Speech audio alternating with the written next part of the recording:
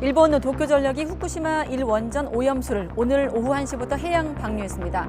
도쿄전력은 오염수를 바닷물에 희석한 물에 삼중수소 농도가 기준치 이하임을 확인했고 기상과 해양 조건에도 문제가 없다고 주장했습니다. 정부는 일본이 발표한 방류 계획 준수 여부를 상시 점검하겠다고 밝혔습니다. 여당은 방류 저지 촛불 집회를 연 민주당을 향해 괴담 선동을 중단하라고 촉구했고 민주당은 방류를 막지 않은 정부의 책임을 물어야 한다고 공세를 폈습니다. 진보단체가 후쿠시마 오염수 해양 투기를 반대하는 기자회견을 열다가 일본 대사관 건물 안으로 뛰어들었습니다. 경찰은 대사관 진입을 시도한 대학생 16명을 체포했습니다. 북한이 오늘 새벽 3시 50분쯤 군사정찰 위성을 다시 발사했지만 3단계 비행 중 실패했다고 밝혔습니다. 우리 군은 북한 발사체 잔해가 떨어진 해역을 중심으로 인양 작전에 돌입했습니다. 대통령실은 국가안전보장회의 NSC를 열고 북한을 강력히 규탄했습니다. 윤석열 대통령은 북한의 우주 발사체 분석 내용을 미국, 일본과 공유하고 추가 도발 가능성에 철저하게 대비하라고 지시했습니다. 쌍방울 그룹의 대북 송금 의혹을 수사하는 검찰이 이재명 민주당 대표 측과 소환 조사 일정을 두고 신경전을 벌였습니다. 검찰은 어제 이화영 전 경기도 평화부지사의 최측근을 불러 이른바 사법방해 의혹을 조사했습니다. 뉴스큐 잠시 후 돌아오겠습니다.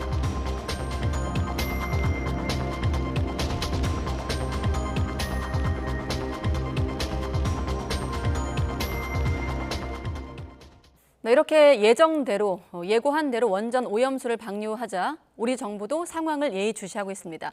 한덕수 국무총리는 앞으로 중요한 건 일본이 약속을 제대로 지키는 것이라면서 일본을 향해 투명하고 책임감 있게 정보를 공개하라고 촉구했습니다. 취재기자 연결해 보겠습니다. 이승배 기자. 네, 정부 서울청사입니다. 네, 일본의 방류 강행 직후 한덕수 총리가 대국민 담화를 발표했는데 내용을 종합해 주시죠.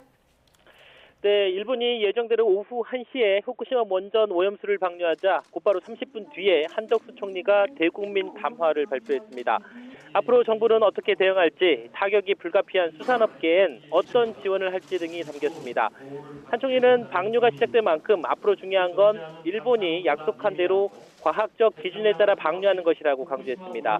네, 그러면서 일본 정부를 향해 투명하고 책임감 있게 정보를 공개하라고 촉구했습니다. 한 총리 발언 들어보겠습니다. 우리 정부는 오늘 일본 정부에 대해 앞으로 30여 년간 계속될 방류 과정에서도 투명하고 책임감 있게 정보를 공개하기를 기대하고 또 촉구합니다. 이어 정부는 IAEA와 일본 정부와 협상을 통해 이를 감시할 수 있는 장치를 구축했다면서 세부 내용을 설명했습니다. 우선 2주일에 한 번씩 우리 전문가를 현재에 있는 IAEA 사무소에 파견해 안전 기준을 잘 지키는지 이상 상황이 발생하지 않는지 지켜보겠다고 했습니다. 우리 전문가가 현재에 머무르지 않는 동안엔 일본 측이 방류와 관련된 데이터를 1시간에 한 번씩 업데이트할 계획입니다. 또 매일 최신 정보를 받고 정기 화상회의를 개최하기로 했습니다. 신속한 정보 공유를 위한 한라인도 구축했는데요. 한국과 IAEA 양측에 정보 공유 전담관이 지정돼 오늘부터 소통을 시작합니다. 한 총리는 이런 정보 공유 메커니즘은 앞으로 우리 정부가 입체적인 모니터링을 할 수 있는 중요한 축이 될 거라고 말했습니다. 정부는 이와 별개로 독자적인 해양 감시 체계도 가동합니다. 우리 해역 주변뿐만 아니라 일본 공해상의 8곳을 현재 감시하고 있고 태평양 도서국 인근 해역 10개 정점에 대한 감시 체계도 내년까지 완성할 계획이라고 설명했습니다. 정부는 오염수가 태평양을 한 바퀴 돌아 우리나라로 들어오기 때문에 과도하게 걱정할 필요는 없다는 것이 전 세계 전문가들의 공통된 의견이라고 밝혔습니다. 다만 우리 국민의 건강과 안전이 최우선이기 때문에 만에 하나의 가능성까지 고려해서 철저하게 대비하겠다고 말했습니다. 아무튼 방류가 시작이 됐으니까 일본산 수산물 수입이 조만간 재개될 거란 이런 우려도 큰 상황인데 여기에 대해서 정부는 뭐라고 설명하고 있습니까? 네, 정부는 오늘 대국민 담화에서도 오염수 방류와 수산물 수입은 별개의 사안이다 이런 점을 다시 한번 강조했습니다. 일본산 식품 수입 규제가 완화되거나 해제돼 식탁 안전에 영향이 있지 않을까 이렇게 국민들이 걱정하는데 단연코 그런 일은 없을 거라고 말했습니다.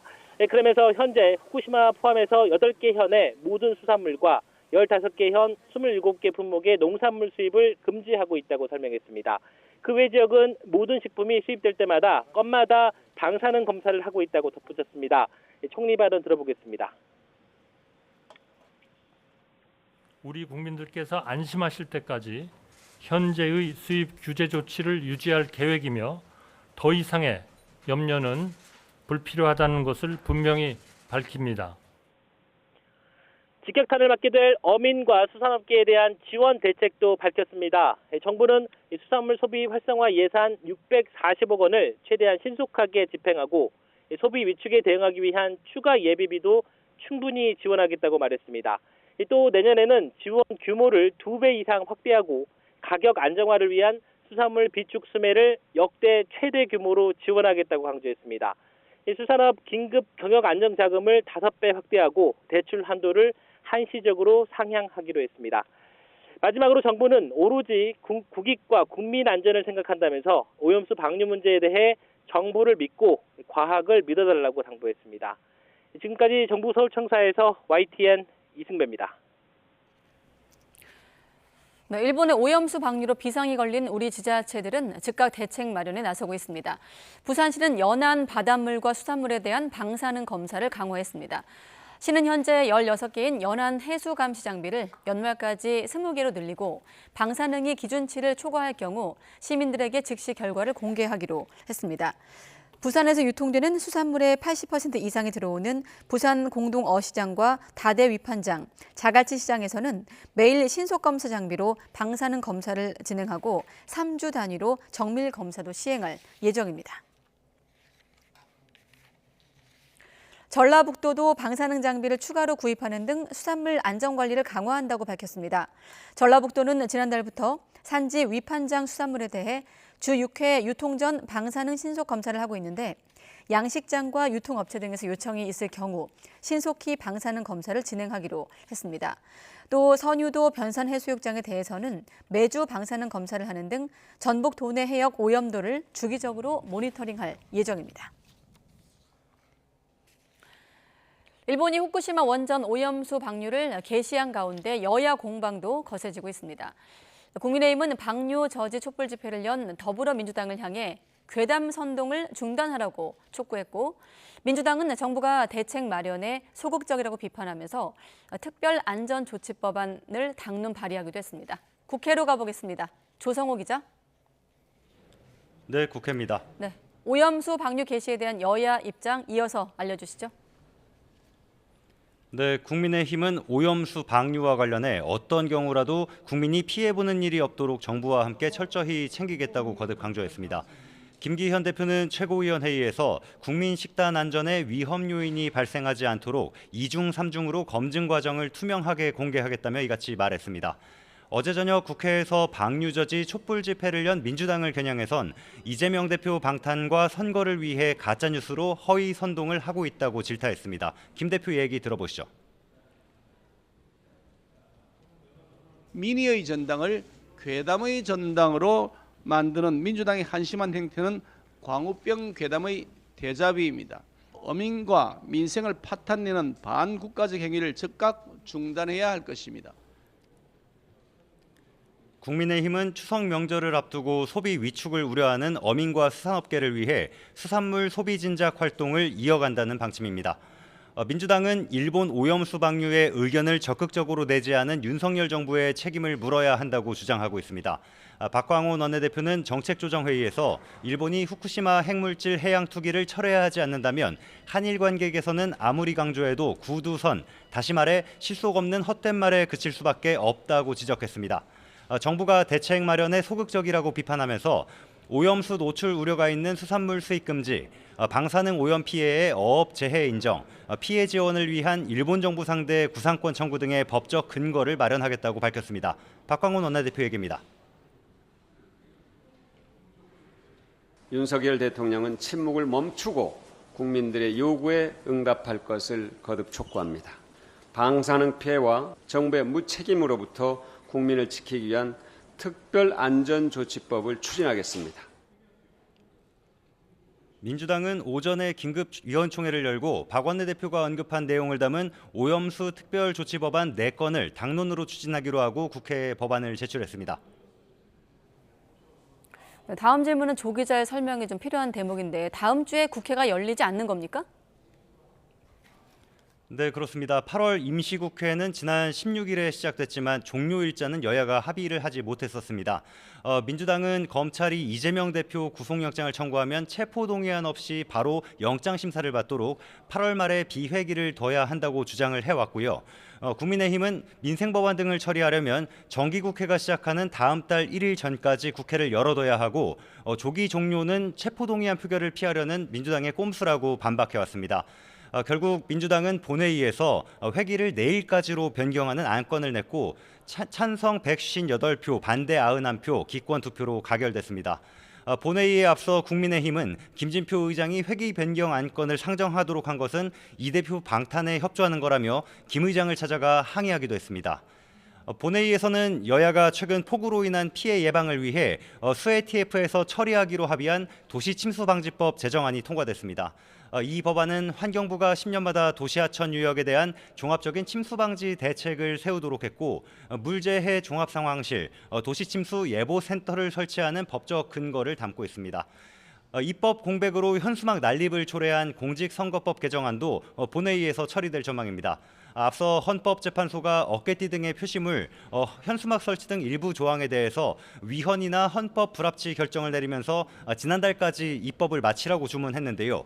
선거일 전 180일에서 선거일 전 120일까지 현수막 등을 하는 기간을 단축하는 것은 여야가 합의를 했지만 선거 관련 집회나 모임 인원 등을 규제하는 문제를 놓고 법제사법위원회에서 여야가 의견을 쉽게 모으지 못했습니다. 결국 본회의 도중까지 이어진 법사위에서 선거기간 향후회와 종친회 등 모임을 30명 이하면 허용하도록 한 기존 법안에서 25명으로 줄이기로 여야가 극적으로 합의하면서 본회의에 오르게 됐습니다. 지금까지 국회에서 YTN 조성호입니다. 일본 후쿠시마 원전 오염수 방류에 직간접적인 영향을 받는 경남 남해안 지역 상인과 어민들의 걱정은 커지고 있습니다. 오염수 방류를 규탄하는 목소리도 전국 각지에서 이어지고 있는데요. 현장 취재기자 연결해 자세히 알아보겠습니다. 임형준 기자. 네, 경남 창원시 마산어 시장에 나와 있습니다. 네, 원전 오염수 방류가 시작됐는데 수산시장 분위기는 어떻습니까? 네, 제가 나와 있는 이곳 어시장은 지역 주민뿐만 아니라 관광객들도 많이 찾는 곳입니다. 그런데 일본 후쿠시마 원전 오염수 방류가 시작되면서 어시장 일대 긴장감이 높아지고 있습니다. 어시장에서는 내일부터 사흘 동안 축제도 열릴 예정인데 궂은 날씨까지 겹치면서 을씨년스러운 모습입니다. 축제를 앞둔 상인들의 얼굴에는 걱정스러움이 묻어나는데요. 상인의 말 들어보겠습니다. 지금 내일 단장 축제인데 참 우리가 오염수가 오늘 돈다니 지금 걱정이 엄청 많습니다. 지역 어민들도 조업과 생계에 영향이 있지는 않을까 노심초사하고 있는데 어민 말도 들어보겠습니다. 그 물고기가 그것만 있는 게 아니고 온 전 세계를 돌아다닐 건데 결국은 그 고기가 우리 식당에 오지 말라는 법이 없지 않습니까? 그런 부분에서 사실로 좀 불안하기도 하고. 오염수 방류에 대한 불안감은 설문조사로도 나타났습니다. 국민 10명 가운데 8명이 일본 후쿠시마 원전 오염수 방류로 해양 수산물 오염을 우려한다는 겁니다. 이런 가운데 부울경지역 시민단체들은 부산, 김해 등 곳곳에서 오염수 방류를 규탄하는 목소리를 낼 계획입니다. 동남권 지역뿐 아니라 수도권 등 전국 각지에서 오염수 방류 반대 움직임이 계속될 예정입니다. 오염수 방류가 현실이 되면서 시민사회 반발은 더욱 커질 것으로 보입니다. 지금까지 마산어시장에서 YTN 임영준입니다. 진보 성향 단체에 소속된 대학생들이 일본의 후쿠시마 오염수 방류에 반대 목소리를 내기 위해 주한 일본 대사관에 진입하려다가 경찰에 체포됐습니다. 이들은 우리 정부가 일본 정부에 어떤 항의도 하지 않는 등 무책임한 태도를 보여 분노를 느꼈고 이 때문에 대사관에 들어가려 했다고 밝혔는데요.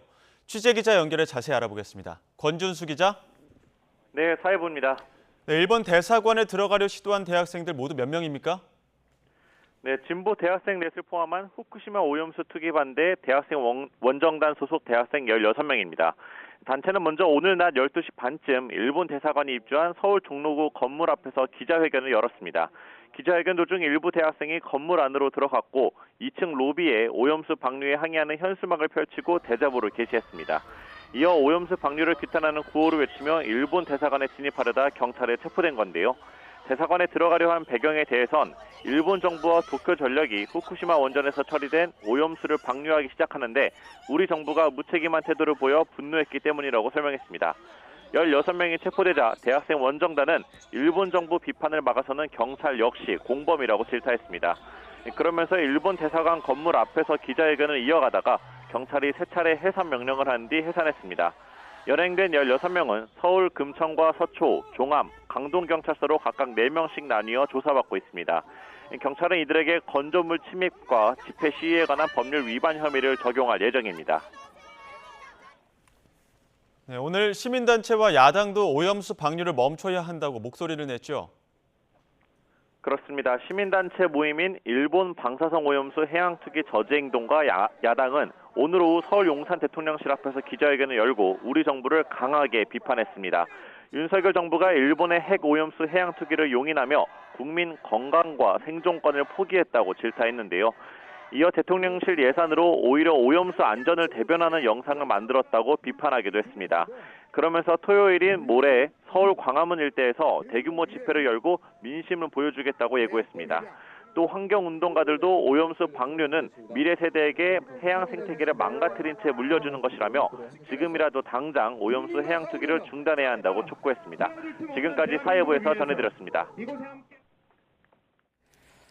네, 중국은 일본의 오염수 방류가 시작된 직후 외교부 대변인 명의의 규탄 담화를 발표하기도 했습니다.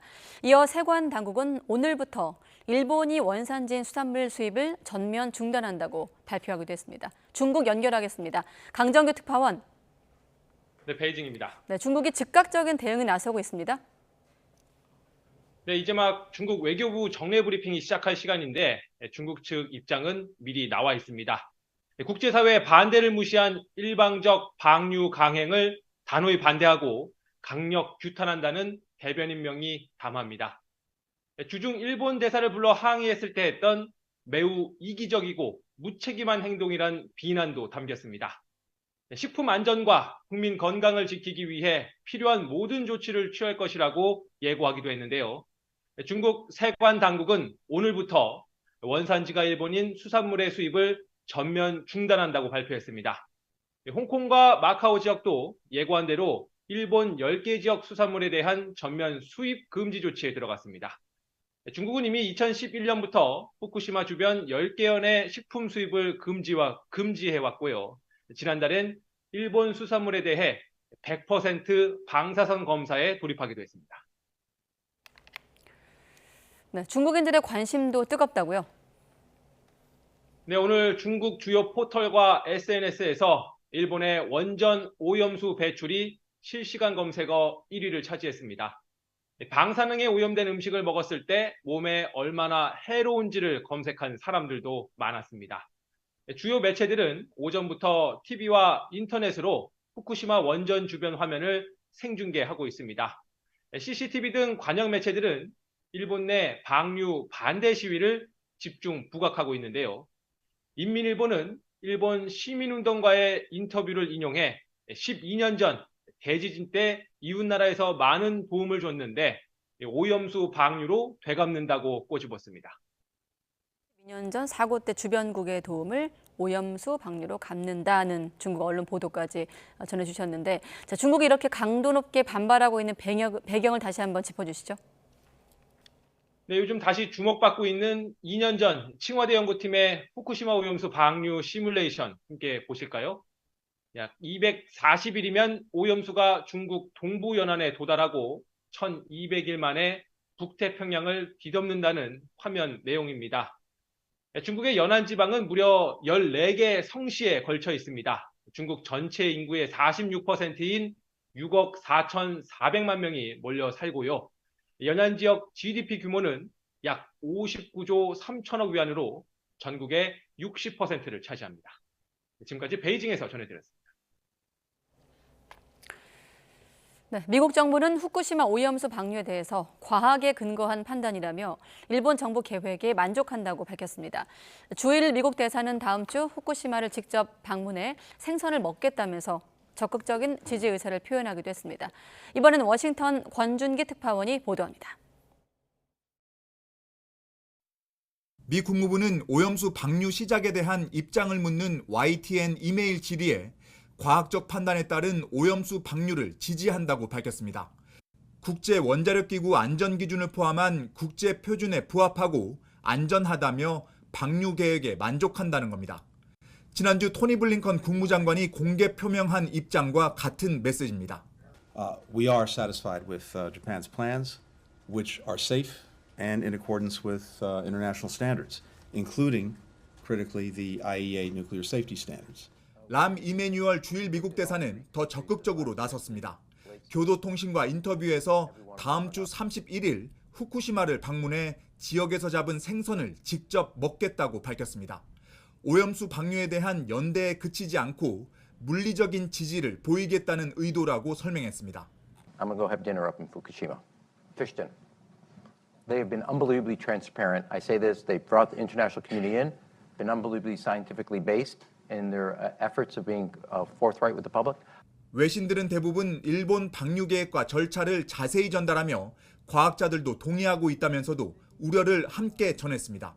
블룸버그는 4단계 공정에도 불구하고 3중 수소를 완전히 제거할 수 없다는 점을 지적했고, 워싱턴 포스트는 방사성 오염물질이 플랑크톤을 통해 참치 같은 큰 생선으로 옮겨질 수 있다는 하와이 대학 교수의 말을 보도했습니다. 뉴욕타임스도 오염수 탱크에 남은 방사성 물질에 대한 정보가 충분히 공개됐는지 의문을 표시하는 과학자들이 있다며 완전히 해소되지 않은 우려를 전했습니다. 워싱턴에서 YTN 권윤기입니다. 북한이 오늘 새벽 2차 군사정찰 위성을 발사했지만 이번에도 실패했습니다. 10월에 다시 발사하겠다고 밝힌 가운데 우리 군은 실패한 군사정찰 위성 잔해의 수색 인양 작전에 나섰습니다. 최두희 기자입니다. 북한이 지난 5월에 이어 85일 만에 시도한 2차 군사정찰 위성 발사도 실패로 끝났습니다. 북한 관영 매체는 서해 위성 발사장에서 정찰 위성 만리경 1호를 탑재한 신형 위성 운반 로켓인 천리마 1형의 2차 발사 시도였다고 밝혔습니다. 3단 비행 중 자폭 장치를 의미하는 비상폭발 체계에 오류가 생겨 실패했다고 인정한 뒤 원인을 철저히 규명해 오는 10월 3차 발사를 단행하겠다고 예고했습니다. 앞서 새벽 3시 50분쯤 위성 발사에 나선 지 2시간여 만에 북한에서 발사 실패 사실을 비교적 신속하게 인정한 겁니다. 마찬가지로 우리 군도 북한의 위성 발사 시도를 실패로 평가하면서 평안북도 동창리의 기존 서해 위성 발사장이 아닌 새 발사장에서 발사가 이뤄진 것으로 분석했습니다. 군은 또 북한의 위성 발사 시도는 유엔 안보리 결의 위반이라며 강력히 규탄했습니다. UFS 연습과 훈련을 강도 높게 지속 시행하면서 북한의 다양한 활동에 대해서도 예의주시한 가운데 어떠한 도발에도 압도적으로 대응할 수 있는 능력을 기초로 확고한 대비 태세를 유지해 나갈 것입니다. 함정과 항공기를 투입해 북한의 위성 잔해 수색 인양 작전에도 나섰습니다. 합동참모본부 관계자는 지난 5월 북한의 1차 위성 발사 당시 시민 혼란을 초래했던 경보 발령이 이번에 없었던 이유에 대해선 이번엔 국민 안전에 영향을 주지 않았기 때문이었다고 설명했습니다. YTN 최두입니다. 북한이 군사정찰 위성 3차 발사 시기를 10월로 예고한 데 대해 정부는 북한이 10월 10일 노동당 창건일을 앞두고 D-Day를 잡을 가능성이 크다고 내다봤습니다. 통일부 당국자는 북한이 주장하는 정찰 위성의 3차 발사 시기에 대해 북한이 날짜에 의미를 많이 부여하는 만큼 10월 10일 당 창건일 쪽 중심으로 일정을 맞출 가능성이 크다고 본다고 말했습니다. 특히 북한이 2차 발사 실패 사실을 신속하게 공표한 건 전 세계가 발사를 지켜보고 있기 때문에 실패를 숨길 수 없기 때문이며 북한의 인력풀이 크지 않은 만큼 반복된 발사 실패에도 불구하고 문책이나 처벌은 없을 것으로 분석했습니다. 대통령실은 국가안보실장 주재로 국가안전보장회의 NSC를 열고 북한을 강력히 규탄했습니다. 회의 결과를 보고받은 윤석열 대통령은 분석 내용을 미국, 일본과 공유하라고 지시했는데요. 한미일은 북한이 미사일 발사를 준비하는 단계부터 정보를 공유하며 긴밀히 대응한 것으로 전해졌습니다. 취재기자 연결합니다. 강희경 기자. 네, 용산 대통령실입니다. 네, NSC 상임위에서 어떤 내용이 오갔습니까? 대통령실이 오늘 새벽 6시부터 조태용 국가안보실장 주재로 NSC 상임위를 열었습니다. 윤석열 대통령은 곧바로 논의 결과를 보고받았는데요. 윤 대통령은 분석 결과를 미국, 일본과 공유하고 북한의 추가 도발 가능성에 철저히 대비하라고 당부했습니다. 또 한미일 정상회의에서 합의한 미사일 경보정보 실시간 공유와 미사일 방어협력 증대, 3자 훈련 정례화를 면밀하게 추진하라고 지시했습니다. 특히 북한의 이번 발사와 관련해 한미일은 발사 준비 단계부터 정보를 공유하며 공동 대응한 것으로 전해졌습니다. NSC 상임위원회에서는 북한을 향한 강력한 규탄 목소리가 이어졌습니다. 이번 발사는 탄도미사일 기술을 활용한 북한의 어떠한 발사도 금지하는 유엔 안보리 결의에 대한 중대한 위반이라며 북한에 대해 응분의 대가를 치르도록 해야 한다고 경고했습니다. 특히 북한이 지난 5월에 이어 이번에도 위성 발사에 실패한 것에 주목하며 주민을 기아와 죽음으로 내모는 경제 실정과 민생 파탄의 책임을 아랫사람에게 돌리고 그나마 없는 자원을 무모한 도발에 탕진한다고 비판했습니다. 참석자들은 해외 북한 노동자 착취와 사이버 해킹 행위, 해상 밀수 등의 불법 행위를 차단하기 위해 한미일 공조를 강화하는 등 국제사회와 적극적으로 협력하기로 의견을 모았습니다. 앞서 어제 윤석열 대통령은 한미연합사령부 전시지휘소를 찾아 한 을지 자유의 방패 연습 상황을 점검했는데요. 이 자리에서 북한의 핵미사일은 현존하는 가장 심대한 위협이며 한미동맹의 압도적 능력과 실전 훈련이 북한 도발을 억제하고 즉각적이고 단호하게 응징할 수 있는 힘의 근원이라고 강조했습니다. 오늘 NSC의 윤 대통령은 참석하지 않았는데요. 북한 발사가 실패로 돌아간 만큼 대통령의 참석까지는 필요 없다고 판단한 것으로 전해졌습니다. 지금까지 용산 대통령실에서 YTN 강희경입니다. 미국 정부는 이번 북한 위성 발사도 유엔 안보리 결의 위반이라고 규탄했습니다. 우주 위성 발사도 탄도미사일 기술을 사용한다는 점을 분명히 하며 추가 도발 자제를 촉구했습니다. 김진호 기자입니다. 미 백악관 국가안보회의 NSC는 탄도미사일 기술을 사용한 북한의 발사를 강력히 규탄한다고 밝혔습니다. 북한의 발사가 실패했지만 다수의 유엔 안보리 결의를 뻔뻔하게 위반하는 행위라고 규탄했습니다. 그러면서도 북한과 외교의 문은 닫히지 않았다며 도발적 행동을 즉각 멈춰야 한다고 말했습니다.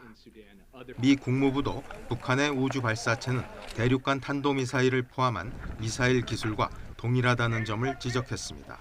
그러면서 탄도미사일 기술을 사용하는 모든 발사는 복수의 유엔 안보리 결의 위반이라는 점을 분명히 했습니다.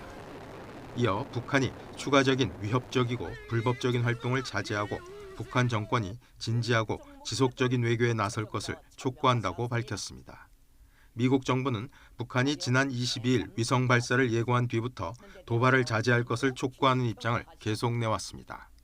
We will stand with our Japanese and our ROK allies in the face of North Korea's continued provocations, to include their claimed space program. So we're going to take all necessary measures to ensure that the security of our homeland and the defense of our allies.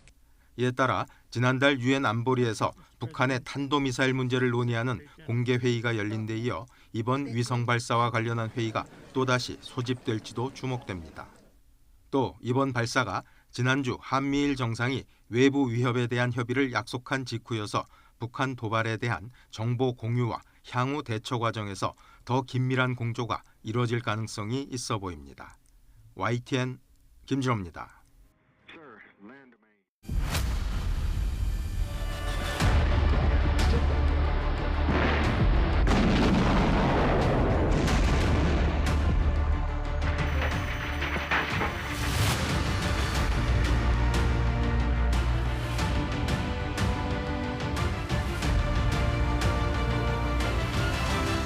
방사능 오염 가능성에 국민 불안이 커지자 일본산 수산물에 대한 수입을 전면 금지한다는 것입니다. 일본 정부가 한국의 일본산 수산물 수입 금지 조치와 관련해 WTO에 제소하는 절차에 들어갔습니다. 수산물 수입 금지 조치에 문제가 없다는 WTO의 최종 판단입니다.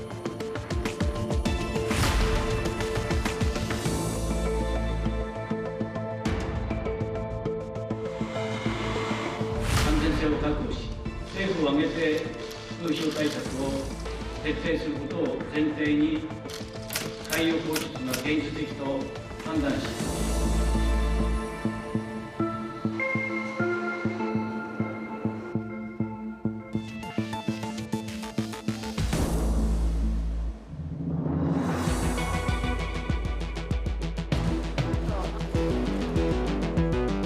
plan as it has been proposed and devised is in conformity with the agreed international standards.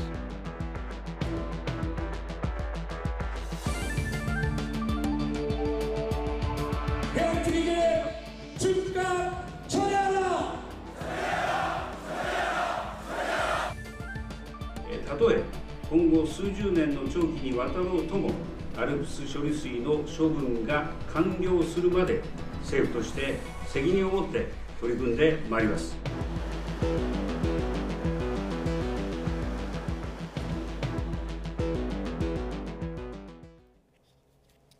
네, 이런 시간들을 거쳐서 일본 도쿄전력이 오염수 해양 방류를 시작을 했습니다.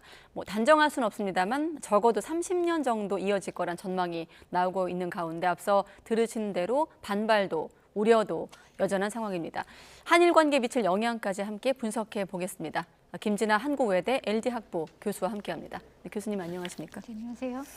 네, 오염수 방류를 주제로 교수님과도 YTN에서 여러 번 대담을 나눴습니다만 오늘 일본이 방류를 강행을 했습니다. 일단 1차적으로 하루에 460톤씩 17일간 크게는 내년 3월까지 이렇게 해서 1차로 잡고 있더라고요. 네.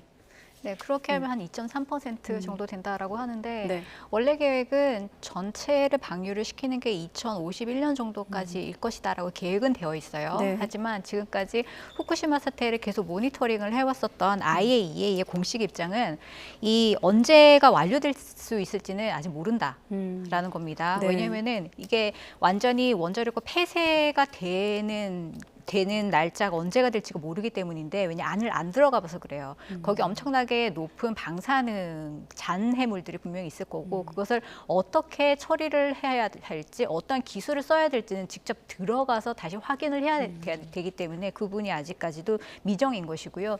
그리고 만약에 이것이 폐쇄가 되지 않는다라고 하면은 여전히 그 빗물이나 지하수가 계속 스며들어요. 네. 그렇기 때문에 지금 오염수가 계속 늘어날 수밖에 없는 상황이다라는 것이죠. 그렇기 때문에 계속 처리수를 만들어서 배출을 해야 된다라는 그런 부분들이 발생을 하는 거고요. 네. 지금 일본 정부는 다핵종 제거 설비 알프스 이걸 통해 가지고 희석된 물을 계속 뭐 1km 정도 되는 해저 터널로 방류를 시킨다라고 얘기를 하고 있는데 사실 이 알프스를 통해서 이제 처리된 물이기 때문에 우리가 처리수라고 얘기를 하는 거잖아요. 네, 하지만 일본에서는. 네. 네. 하지만 이 처리수 안에는 여전히 걸러지지 않는 게 있어요. 삼중수소 그리고 탄소 14가 걸러지지 않기 때문에 여전히 포함된다라는 점에 있어서 국제사회가 또 우려를 하고 있는 상황인 거죠. 네. 안에 들어가 보지 않아서 그래요라는 교수님 말씀이 오늘따라 좀 더 크게 들리는데 아까 저희가 정보들을 좀 화면을 통해서 알려드렸고 참고하시면서 교수님 말씀을 들으면 좋겠습니다. 말씀하신 대로 이렇게 원전 사고 이후 나온 오염수를 태평양 바다, 뭐 태평양이 아니든 어떤 바다로도 이렇게 흘려보낸 일이 처음 있는 일이기 때문에 역사상 사고 이후에 이렇게 흘려보내는 것은 처음 있는 것이고요. 네. 사실 삼중수소는 계속 이거는 걸러지지 않기 때문에 어떤 원전도 물을 사용할 수밖에 없어요. 네. 왜냐하면 냉각 시스템을 돌려야 되기 때문에 그래서 원전을 돌리는 곳에서는 이것이 섞여서 나오게 됩니다. 네. 그래서 해수로 이제 방출이 되는 건 맞는데 사실은 이 농도 자체가 문제다라고 이것만 우리가 집중해서 볼 일은 아닌 것 같아요. 네. 왜냐하면 일본과 같은 경우에는 물 1리터당 1,500 베크렐로 삼중수소 농도를 낮춘다라고 했거든요. 예. 근데 이것은 세계보건기구 기준은 10,000 베크렐이에요. 훨씬 더 낮은 수준인 거죠. 그래서 이거 자체를 가지고 뭐라고 이제 이것만 문제를 삼기는 굉장히 어려운데 상당히 큰 문제는 뭐냐면 네. 이 방류를 단독적으로 결정을 했다라는 것이고요. 그리고 국제사회와 어떠한 협의를 해야 되는데 그것이 미흡했다라는 부분인 거죠. 네. 왜냐하면은 런던 협약이라고요. 1972년에 런던 협약에 일본 정부도 가입을 했기 때문에 이 협약에 따르자면은 물의 생태계를 오염시키는 것으로부터 보호해야 될 그런 의무가 있습니다. 그리고 어떠한 사건이나 질병 같은 것들이 계속 발생을 하게 되면 이걸 모니터링하고 주변국과 정보를 공유를 해야 되는 그런 의무를 가지고 있어요. 근데 그런 부분들을 충분히 협의하지 않았다라는 게 굉장히 중요한 것이고, 그리고 런던 협약이 왜 중요하냐면 이것은 다른 국가들은 이것이 오염물의 투기다라고 얘기를 하거든요. 근데 네. 일본은 이것은 지상에 있는 건물에서 나오는 거기 때문에 해양 오염물이 아니다라고 얘기를 하는 반면에 이 협약에 따르자면은 해양 인공 구조물로부터 나오는 거는 관할권을 가진다라고 되어 있어요. 근데 네. 아까도 말씀드렸듯이 1km의 해저 터널을 통해서 나오는 거기 때문에 해저 터널은 인공 물이거든요. 네. 그렇기 때문에 해양 인공 구조물로 나오는 것이라고 우리가 해석을 할 경우에는 충분히 런던 협약을 통해 가지고 우리가 계속적으로 논의를 할 수 있는 여지를 만들 수가 있는 거죠. 아, 그러면 앞으로 뭐 중국도 그렇고 우리도 사실 기준에 맞지 않으면 제소하겠다는 방침이 있거든요. 그럼 국제 분쟁화될 가능성도 있을까요? 그 부분은 분명히 남아 있을 수가 있습니다. 런던 협약뿐만이 아니라 런던 의정서가 1996년에 통과가 됐었는데 거기에 네. 따르자면은 이제 세 가지 원칙이 있어요. 사전에 예방 조치를 충분히 해야 된다. 그리고 오염자 부담의 원칙이 있어요. 오염을 시킨 국가가 모든 피해를 이제 부담을 해야 되고, 그리고 해양 오염이 다른 나라로 전가되는 걸 금지해야 될 의무가 있는 거죠. 여러 가지 것들이 지금 법적으로 우리가 클레임을 할 수 있는 그런 부분들인 것이고요. 네. 그리고 그것과 더불어서 또 이제 한국 해양법, 죄송해요. 국제 해양법에 의하자면은 해양법에 따라서 이제 일본이 여러 가지 해야 될 여러 가지 생태학적인 조사들이 있습니다. 네. 그러면은 거기에 대해서는 유엔 해양법에 따른 포괄적인 그런 환경 영향 평가 이런 것들을 충분히 해줘야 돼요. 근데 네. 이런 부분들을 계속적으로 요구를 했음에도 불구하고 일본 정부가 받아들이지 않았다라는 부분이 있기 때문에 이 부분이 계속적으로 문제로 남아있게 되는 거예요. 일본이 받아들이지 않는 명분은 일단은 연일 안전성을 강조하고 있고 또 하나 기시다 총리 같은 경우는 미룰 수 없는 과제라는 표현을 썼습니다. 2년 전 스가 총리 같은 경우는 피할 수 없는 과제라고 이제 표현했던 것으로 기억하는데 지금이 적기라고 일본이 판단한 근거는 어떤 걸까요? 글쎄요, 여러 가지가 있을 수가 있겠죠. 일단 정치적으로 일정이 못 박여져 있었기 때문에 2020년 10월에 정부가 내부적으로 검토를 받아서 승인을 했다라는 거고, 그리고 아무래도 IAEA의 최종 보고서를 기다렸었던 것 같아요. 이것이 마지막 통과 관문이다라고 생각을 했고, 그러면 국제사회의 비난 어느 정도 피할 수 있을 거다라고 해서 지금까지 기다려왔었던 것이고요. 최근에는 또 한미일 정상회의가 있지 않았습니까? 그래서 한미일 관계가 껄끄러울 수 있는 문제들을 일단 좀 비켜가자라는 부분이 있어서 좀 미뤄왔던 것 같은데, 그런 부분들을 전부 다 고려를 해서 일정을 지금 적어도 잡은 것이 아닌가라고 생각이 들고요. 지금 일본 정부가 얘기를 하는 거는 지금 탱크가 98% 정도 찼기 때문에 더 이상 지을 공간이 없다. 그리고 네. 폐로를 하려면 일단 스페이스를 만들어서 장비들 들여 넣어야 되는데 그런 것들을 더 이상 기다릴 수 있는 그런 물리적인 공간이 없다라고 그렇게 보는 것 같습니다. 네, 기시다 총리도 페루와 후쿠시마 부흥을 위해서 미룰 수가 없었다라고 덧붙이기도 했고, 한미일 정상회담 말씀하셨는데 일본에서 이런 보도가 나왔습니다. 자, 날짜를 오늘로 정하게 된 건 한국 정부에 대한 배려가 있었다. 이런 내용 보도가 나와서 또 논란이기도 하고요. 네. 어떻게 들으셨습니까? 글쎄요, 아까도 말씀드렸듯이 단지 한국 정부를 고려를 한 건 아닌 것 같고요. 나름대로 분명히 기술적인 일정, 정치적인 일정들이 분명히 있어서 정한 것이 아닌가라고 그 부분이 훨씬 더 크게 작용했다고 봅니다. 그럼에도 불구하고 외교적인 수사일까 이런 말을 꺼낸 건 어떤 배경이 있을까요? 해석해 본다면? 아무래도 이제 한국이 가장 가까운 국가잖아요. 그러면 한국과의 어떠한 분쟁이 있다라는 게 알려지게 되면 다른 국가들도 분명히 그 분쟁에 이제 힘을 실어줄 것인데, 만약에 네. 한국이 문제 제기를 하지 않는다라고 한다면은 일본으로서는 비난을 조금 더 쉽게 피해갈 수 있는 그런 여지를 더 만들 수가 있기 때문에 한국을 조금 더 언급을 했다라고는 볼 수가 있겠죠. 그렇군요. 자, 그리고 우리 정부 같은 경우는 이번 오염수 방류에 대해서 계획상 과학적, 기술적 문제가 없는 것으로 판단하면서 정부와 과학을 믿어달라 이렇게 호소하고 있지만 여전히 국내에서도 우려와 반발의 목소리가 큰 상황입니다. 잠깐 들어보겠습니다. 일본 정부가 지구의 우물에 독을 버리겠다고 발표했다. 이는 지구 생태계와 인류의 생명과 안전을 위협하는 범죄적 행위이며 미래 세대의 생존을 위협하는 처벌받을 범죄 행위다. 일본 정부가 내세운 그 어떤 명분도 정당성이 없으며 일본 정부의 어폐로 그 어떤 안전성 검증도 되지 않았다. 세상 그 누구도 미래 세대와 지구 환경을 오염시킬 권리는 없습니다. 우리는 우리 아이들에게 물려줄 지구 환경을 보존하는 지극히 평범한 일상을 원할 뿐입니다. 핵오염수 해양 투기를 자행하는 일본의 범죄 행위에 대해 강력히 규탄합니다.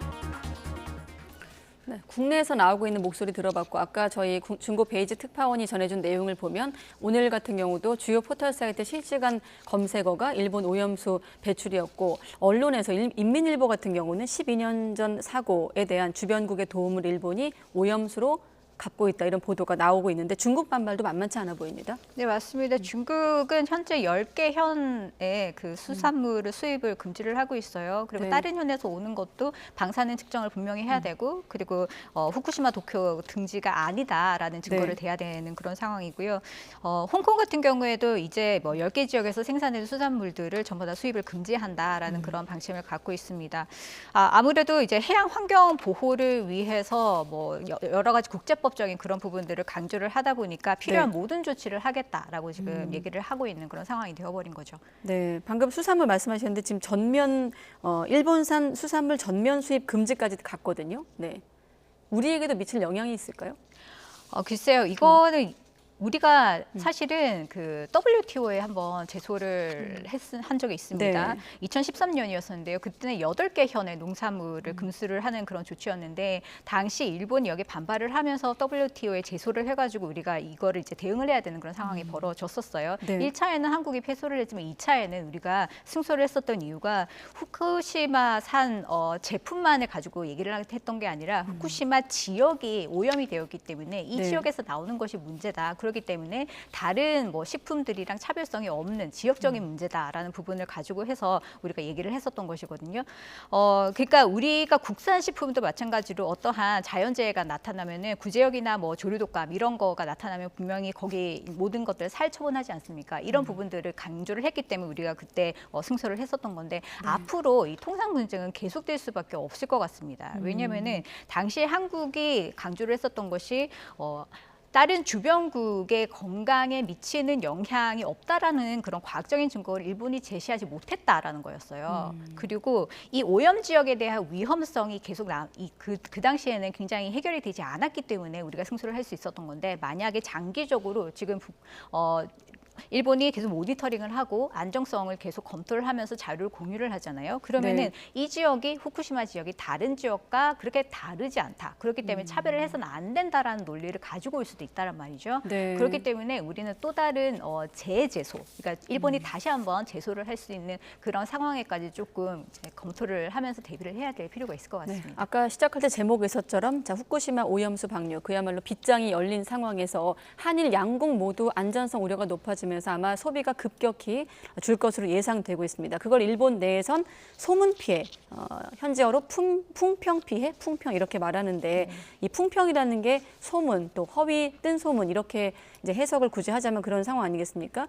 이 후쿠시마 주민들 같은 경우는 사고 이후 2011년 이후 바로 이 풍평 피해로 이미 피해를 여러 번 봤기 때문에 좀 더 민감할 수밖에 없고 지금 나오고 있는 얘기가 정부와 도쿄전력을 상대로 방류 소송 금지까지 낼 계획으로 알려지고 있거든요. 일본 내부 반발에 대한 고민이 깊을 것 같아요. 일본 정부 입장에서. 네, 맞습니다. 지금 자국민 대상으로 해서 피해 배상을 기금을 마련을 했어요. 네. 피해 배상이 300억이고요.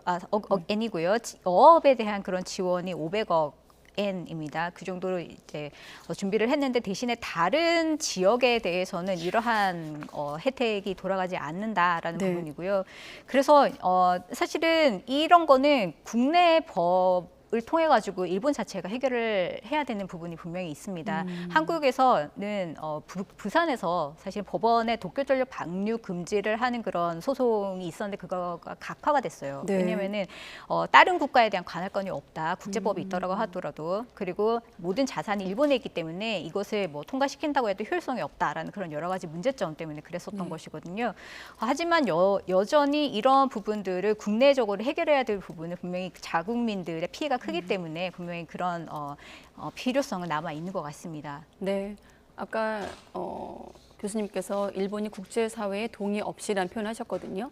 자, 일단은 자국민의 어떤 어민 피해에는 모든 책임을 지고 대응하겠다고 방침을 밝혔습니다만 주변국들, 특히나 이제 우리 어민들 피해는 외면하고 있기 때문에 외교 문제로 비화할 가능성이 있는 상황에서 일단 우리 정부는 오염수 방류와 상관없이 일본산 수입 규제 조치를 계속할 계획이라고 밝혔지만 또 일각에선 사실상 일본의 압박이 시작이 됐다 이런 보도도 나오고 있고요. 어떻게 전망하십니까? 글쎄요, 아까도 말씀드렸듯이 다시 이제 환경이 변했기 때문에 이런 차별적인 수입 금지 이런 것들을 위반이다라고 얘기를 할 수 있는 부분이 있어요. 그렇기 때문에 다시 WTO를 통해 가지고 문제 제기를 할 수 있는 부분은 분명히 남아 있다라고 그렇게 보여지고요. 그리고 한국이 그러면 어떻게 해야 되느냐? 사실 2021년 이전까지만 해도 한국이 런던 협약인의 의정서 총회에 가서 계속 문제 제기를 했습니다. 그리고 이 부분을 좀 투명하고 그리고 다자적으로 여러 가지 워킹 그룹 같은 것을 만들어가지고 해결을 했으면 좋겠다라는 부분들을 굉장히 적극적으로 얘기를 했었어요.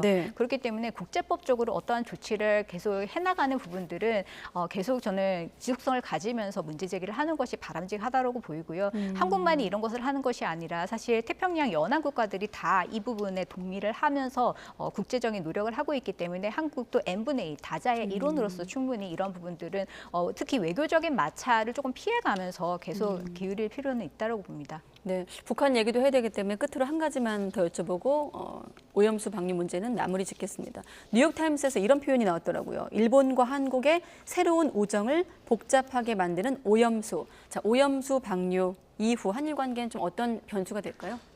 글쎄요, 뉴욕타임스 기사도 저도 봤었는데요. 그때 제가 읽어볼 때는 핵심은 이거였어요. 정부가 한미일 파트너십을 너무나 이제 강조하면서 노력을 해오던 그런 상황에서 이 후쿠시마 처리수 안정성 문제를 두고 정부와 그리고 시민단체 간의 갈등이 일어났다라는 부분을 조금 더 강조를 했었던 것이거든요. 그래서 국내 갈등이 차치 외교적인 분쟁으로 비화할 수 있지 않느냐라는 그런 부분을 얘기를 했었는데 만약에 정말 한국 정부가 전략적으로 이 문제를 잘 해결하고 싶다라고 한다면은 국제정치적으로 양면 게임이라고 그래요. 국내적인 갈등을 이용을 해서 우리가 이런 갈등이 있으니까 한국 정부가 조금 더 협상력을 높이면서 이런 부분들을 일본 정부가 좀 고려해 주기를 원하는 그런 메시지를 하면서 협상을 더 잘해 나갈 수 있는 여건이 만들어지기도 하거든요. 그렇기 때문에 그런 전략적인 그런 고민을 좀 할 필요가 있다고 봅니다. 네, 알겠습니다. 자, 이번에 북한 얘기로 넘어가겠습니다.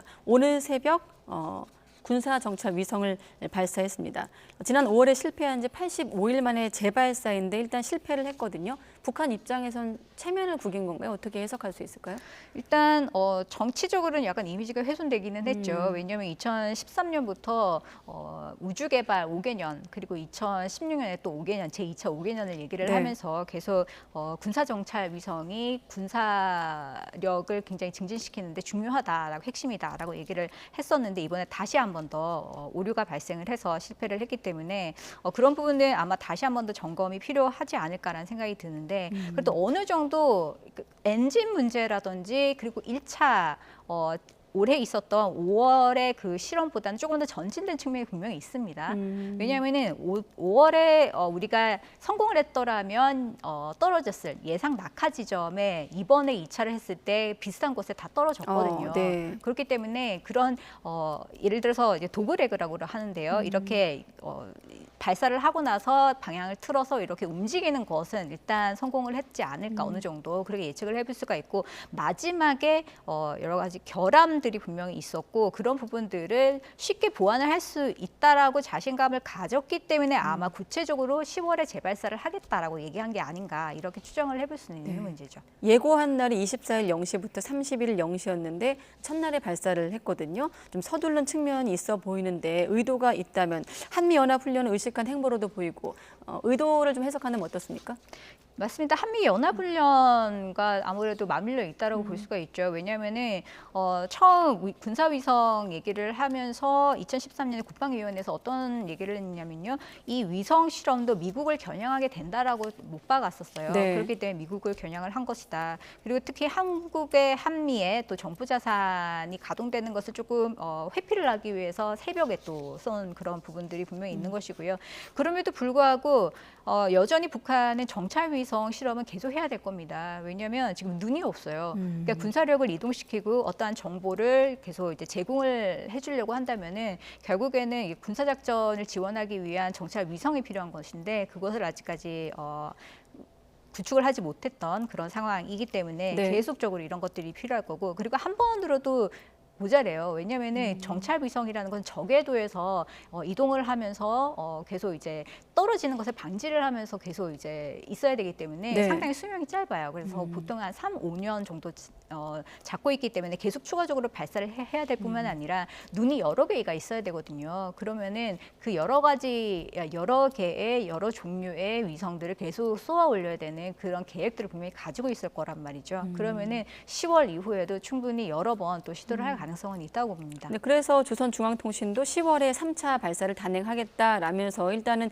이번 지난번 같은 경우도 5월에도 그렇고 이번에도 신속하게 좀 발사 실패를 인정했거든요. 평소에 어떤 북한의 태도와 견주어 볼 때 좀 다른 좀 의도가 있을 것도 같은데 이렇게 인정을 빨리 한 건 어떤 해석을 할 수 있을까요? 일단 발사를 하겠다고 공언을 했었고 그리고 이미 국제적으로도 관심을 갖고 있었고 그리고 아까도 말씀드렸듯이 어느 정도 진전된 부분은 보여도 줬었고 그리고 이것을 다시 또 이제 재발사를 통해서 극복을 한다라는 그런 부분도 강조를 해야 되는 그런 부분이 있었기 때문에 여러 가지를 생각을 해봤을 때 북한이 이것을 부인한다는 것 자체가 조금 어려운 상황이지 않았을까라고 예측을 해볼 수가 있을 것 같습니다. 아무튼 10월에 재시도를 예고해 놓은 상황입니다. 자, 끝으로 최근 김정은 위원장이 일단 시찰 행보 또 2인자를 김덕훈 총리를 향한 거친 언행도 화제가 됐는데 경제난을 좀 어떤 책임을 전가하려는 모습으로 우리 정부가 해석하기도 했거든요. 어떻습니까? 대규모 문책을 포함해서 좀 북한 내부의 변화를 한번 예상해 볼 수 있을까요?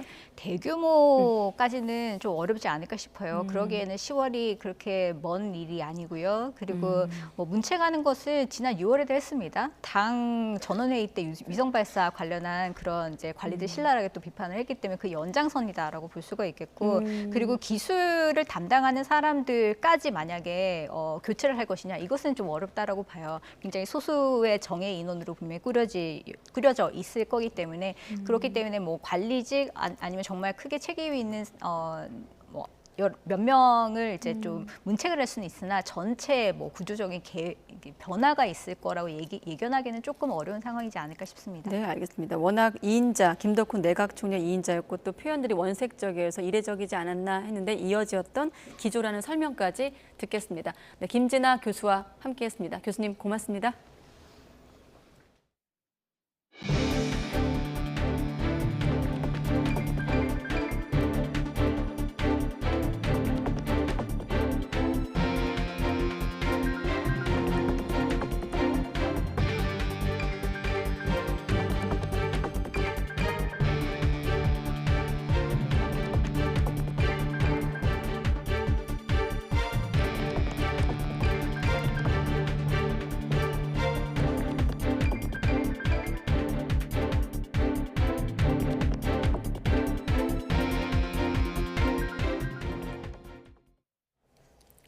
네, YTN 뉴스큐 이어갑니다. 쌍방울의 대북 송금 의혹을 수사하고 있는 검찰이 더불어민주당 이재명 대표에게 오는 30일 소환을 통보한 가운데 조사 일정을 놓고 양측 신경전이 이틀째 이어지고 있습니다. 검찰은 이른바 사법방해 의혹도 조사하겠다며 민주당 박찬대 최고위원에 대한 소환 검토에 나서자 이 대표 측이 강력 반발하고 있습니다.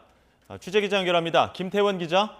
네, 사회부입니다. 네, 어제 오후부터 이런 분위기가 감지됐는데 검찰과 이 대표 측의 출석 날짜를 둘러싼 신경전 여전한가 봐요?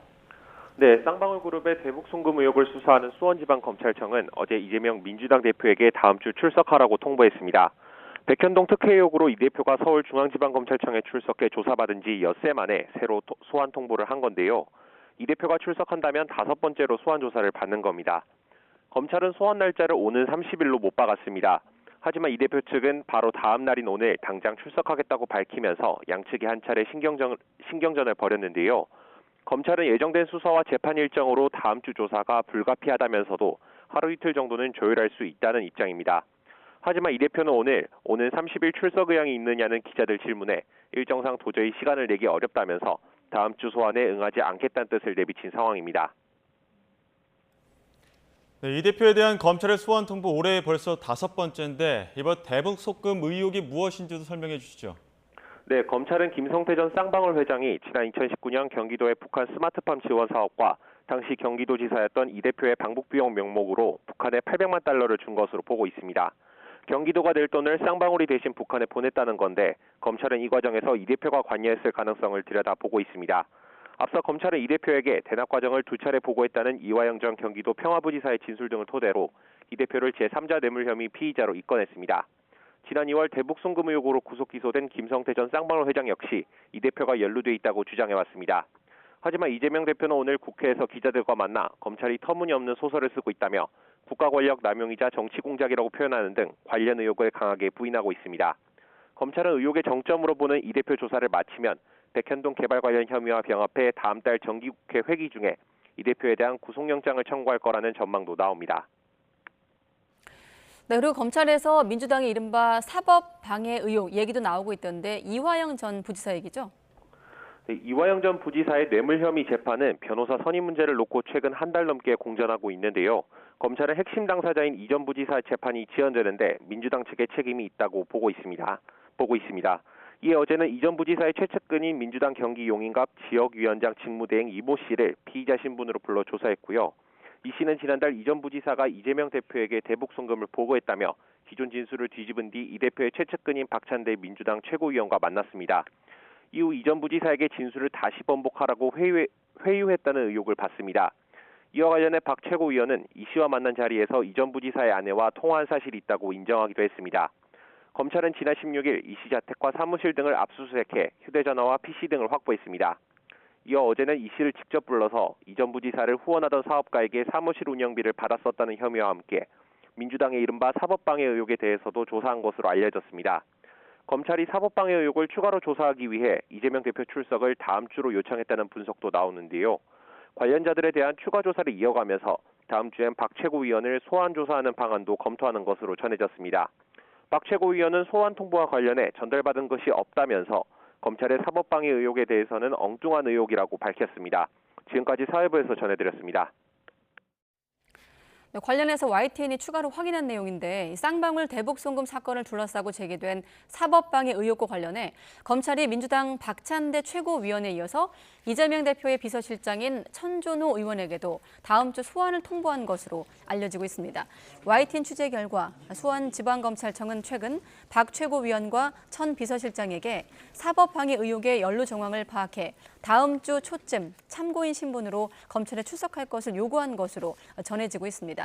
사법방해 의혹은 앞서 들으신 대로 지난달 이화영 전 부지사가 이재명 대표에게 쌍방울 대북 송금을 사전 보고했다면서 기존 진술을 뒤집은 사실이 알려진 이후 이 전 부지사의 최측근인 이모 씨가 박 최고위원과 만나면서 불거진 걸 말합니다. 천 비서실장은 그러나 YTN과의 전화통화에서 자신은 검찰 소환 통보를 받은 사실이 없다고 부인했으며 박 최고위원 역시 국회 기자들을 만난 자리에서 소환 통보를 받지 못했다고 밝혔습니다. 대통령실이 이동관 방송통신위원장 후보자에 대한 인사청문 보고서 재송부 요청 시한이 끝나면 절차대로 진행하겠다고 밝혔습니다. 대통령실 관계자는 재송부 시한이 오늘까지인 만큼 절차대로 진행할 것이고 너무 늦출 필요는 없다고 설명했습니다.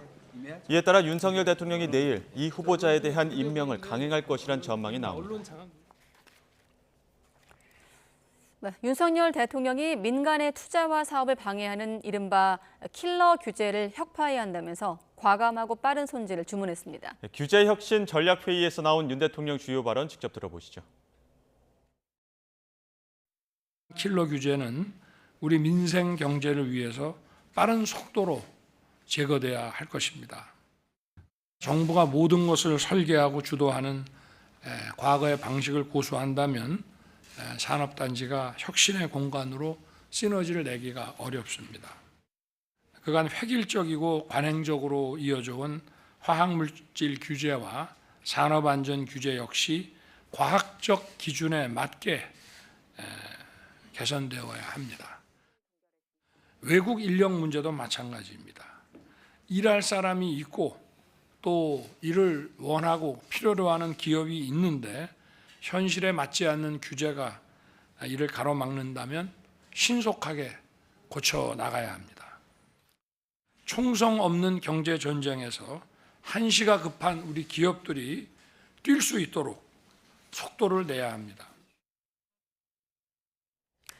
환경부가 제4차 규제혁신 전략회의에서 신규 화학물질 등록 대상 기준을 연간 100kg 이상에서 유럽연합 등 선진국 수준인 연간 1톤 이상으로 10배 완화하는 방안을 보고하기도 했습니다. 이와 함께 디스플레이 특화 시설 기준을 연내에 마련하고 반도체와 디스플레이 업종에 대한 불소 배출 기준도 합리화하며 산업 폐수의 재이용을 확대하기 위해 기업 간 재이용도 허용하기로 했습니다. 정부가 산업 현장 인력난 해소를 위해 외국 인력 도입 규모를 확대하고 서비스업 등 고용이 가능한 직종도 확대하기로 했습니다. 고용노동부는 오늘 4차 규제혁신 전략회의에서 사업장별 외국인 고용 한도를 2배 이상으로 늘리고 지방 소재 뿌리 산업 중견기업과 택배업, 공항, 지상주업 상하차 직종에서도 외국 인력을 활용할 수 있도록 확대하기로 했습니다. 네, 등산로에서 여성을 공격해 숨지게 한 최윤종 사건으로 시민들 불안감이 확산하고 있는데요. 전북 전주에서도 천변 산책길을 걷던 여성이 습격당하는 사건이 발생했습니다. 김민성 기자가 취재했습니다. 전북 전주의 도심천인 삼천입니다.